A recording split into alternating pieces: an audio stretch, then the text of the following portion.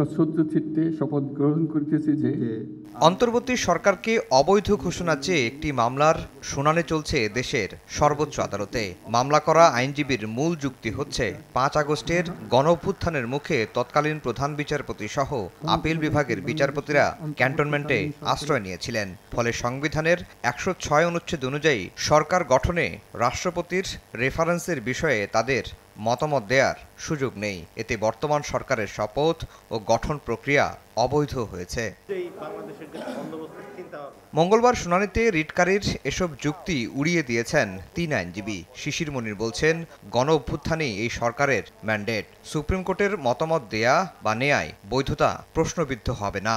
সারা দুনিয়ার কোথাও গণ অভ্যুত্থান হওয়ার পরে সরকার গঠনের জন্য আদালতের কাছে আসা হয় না, জনগণ নিজেরাই সরকার গঠন করেন।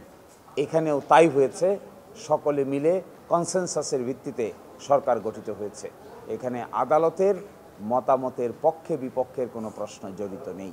ম্যাক্স, দেশের সবচেয়ে শক্তিশালী 52.5 এন গ্রেডের পিসিসি সিমেন্ট। আইনজীবীরা বলছেন, যে সরকার সুপ্রিম কোর্ট পুনর্গঠন করেছে সেই আদালতে গিয়েই সেই সরকারের বৈধতা নিয়ে প্রশ্ন তোলা স্ববিরোধী। যেহেতু রাষ্ট্রপতি সাংবিধানিকভাবে তিনি নিয়োজিত ছিলেন এবং তিনি তার নেতৃত্বে তার সভাপতিত্বে অনুষ্ঠিত বৈঠকে অন্তর্বর্তীকালীন সরকার গঠনের যে সিদ্ধান্ত নিয়েছিলেন সেটা সংবিধান সম্মত।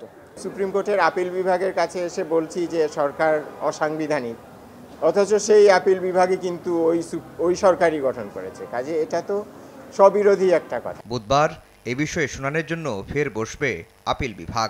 ওই দিন মতামত দেবেন রাষ্ট্রের সর্বোচ্চ আইন কর্মকর্তা। এর আগে সরকারের বৈধতা চ্যালেঞ্জ করে করা রিটটি খারিজ করেছিলেন হাইকোর্ট।